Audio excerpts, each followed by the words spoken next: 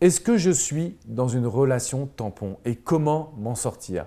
Bonjour à toutes et à tous et bienvenue dans cette Minute Coaching. Je suis Alex Cormon, votre conseiller sentimental depuis 2007. Et j'ai la chance, l'honneur aujourd'hui de pouvoir réaliser cette Minute Coaching avec Adrien, mon confrère à Miami. Bonjour Adrien. Bonjour Alex. Alors aujourd'hui, la question qui m'est arrivée, c'est est-ce que je suis dans une relation tampon? Première question. Et deuxièmement, comment réussir à m'en sortir pour consolider ma relation?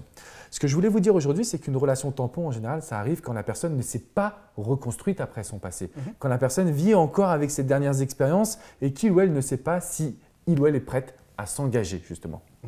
Ok, donc premier signe de relation tampon, si votre copain, conjoint, copine continue à être en contact avec son ex, s'il y a encore beaucoup de drama, s'il n'est pas sûr ou elle n'est pas sûre qu'elle veut être en couple avec vous parce qu'il y a encore cette autre personne dans sa vie, alert, alert, alert, c'est pas bon signe.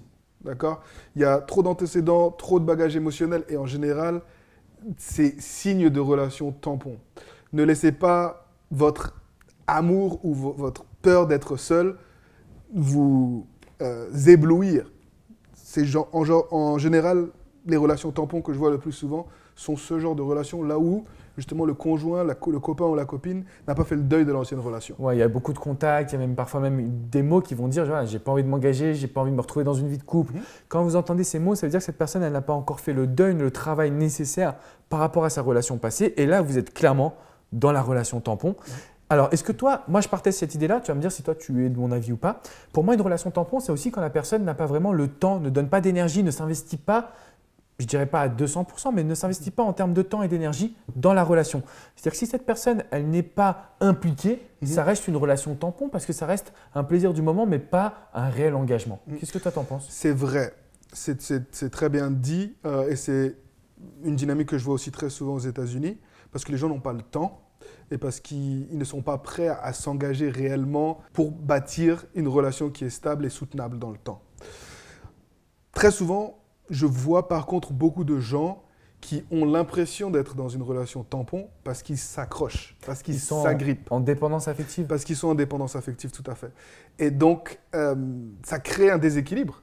Ça crée un déséquilibre et c'est eux, en fin de compte, qui poussent ce copain ou cette copine à fuir. Et à avoir peur au final. Et à avoir peur justement de l'engagement. Donc si vous êtes aujourd'hui en train de vous poser des questions, regardez bien si vous n'en demandez pas trop justement à cette personne. Parce que c'est vrai que moi j'ai cette vision qui est de dire si il ou elle ne s'implique pas, c'est pas bon. Mais si il ou elle ne fait pas ce que vous voulez, ça ne veut pas dire qu'il ou elle n'est pas impliqué justement. Et donc c'est vrai qu'il faut se poser les bonnes questions, c'est très important. Aux États-Unis, c'est un climat aujourd'hui là où c'est très difficile de trouver la bonne personne. Et je pense que c'est une dynamique qu'on voit en France aussi. Donc la tendance c'est que quand on trouve potentiellement le bon candidat, on s'accroche et on essaie de faire accélérer les choses le plus vite possible. On rencontre les familles, on se marie rapidement, tac, tac, tac, c'est réglé.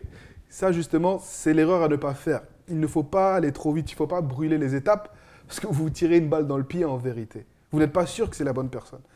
Même si ça fait des semaines, voire des mois que vous êtes ensemble et que tout se passe bien, ça ne veut pas forcément dire que c'est l'amour de votre vie. Il faut prendre son temps, il faut justement profiter de cette période de poursuite, de lune de miel. Et comme ça, vous allez éviter justement d'être dans une relation tampon. Alors, si je rejoins ce qu'Adrien vient de vous dire, on va transformer ça un petit peu en action, si tu veux bien, Adrien. Ce qui est important pour moi, c'est que vous preniez un petit peu de distance pour se concentrer déjà sur vous, parce qu'il ne faut pas vous oublier. Vous avez votre quotidien, vos passions, vos objectifs, vos rêves, et c'est important de bien les garder. Et dans un deuxième temps, il ne faut pas trop penser couple, mais quasiment même revenir sur un processus de séduction où la légèreté va vous permettre de sortir de la relation tampon pour aller vers quelque chose de beaucoup plus solide. Pourquoi ?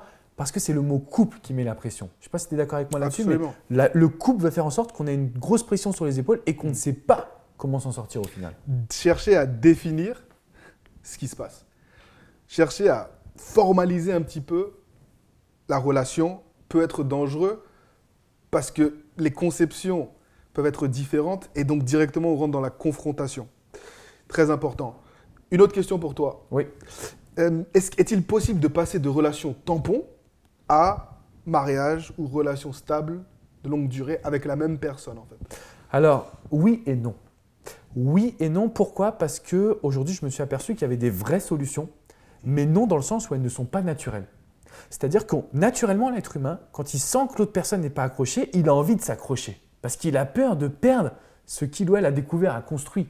Et au jour d'aujourd'hui, c'est un comportement que vous ne devez plus reproduire. Je vous demande de fuir ce comportement. Donc non, la relation tampon ne va pas vous amener au mariage si vous êtes accroché à cette personne. Par contre, si vous réagissez, je dirais contre nature, en suivant nos conseils qui sont parfois de prendre de la distance, parfois de faire votre vie sans cette personne, vous allez pouvoir recréer cette notion de séduction, d'attraction. Donc oui, c'est vraiment possible. Simplement, ça va vous demander de contrôler vos émotions et de prendre du plaisir même quand vous êtes loin de cette personne. Et ça, on le voit bien au quotidien avec nos coachés, ce n'est pas toujours facile. Non, ce n'est pas toujours facile. Patience parce que en général, quand vous vous posez ce genre de questions, c'est qu'il y a un lourd bagage émotionnel que votre partenaire doit gérer. Et c'est des dynamiques, des questions qui reviennent très souvent pour les couples qui ont 30, 40 ans. Donc, patience, mais aussi travailler sur vous. Il ne faut pas dépendre de cette personne pour être heureux. Sinon, en général, ça va mal se terminer pour vous. Et comme tu le disais lors d'une précédente vidéo, on est toujours attiré par ce que l'on n'a pas. Et ce qu'on n'a pas, c'est quoi? C'est tout le quotidien que vous allez vous créer vous-même. Et ça, c'est très important que vous soyez concentré là-dessus. Si vous avez des questions sur votre relation, si vous voulez vous partager vos avis sur cette vidéo, n'hésitez pas à le faire dans les commentaires juste en dessous. Vous pouvez également vous abonner à cette chaîne, vous recevrez toutes mes vidéos directement dans votre boîte email. Adrien, je te remercie vraiment beaucoup. Est-ce que tu as un mot de la fin à dire à toutes les personnes qui sont dans une relation tampon, qui ont peur? Quel serait ton mot de la fin? Continuez à vous focaliser sur vous. Comme je vous ai dit, patience. Mettez vos qualités en avant. Et rappelez-vous que vous êtes acteur, actrice de votre destin amoureux. Donc, n'ayez pas peur et les choses se passeront bien. Alors, juste un dernier petit point, justement, pour compléter ce que vient de dire Adrien, laissez votre téléphone de côté. Ça va changer votre vie parce que plus vous mettez votre téléphone de côté, moins vous avez envie de connecter avec cette personne-là. Et donc, moins vous allez vous mettre en demande. N'oubliez pas que le cerveau humain fonctionne par habitude. Plus vous le ou la forcez à faire le premier pas et plus vous avez gagné, plus la personne va s'engager. Je vous dis à très bientôt les amis. Merci beaucoup Adrien. Thank you. Ciao, ciao.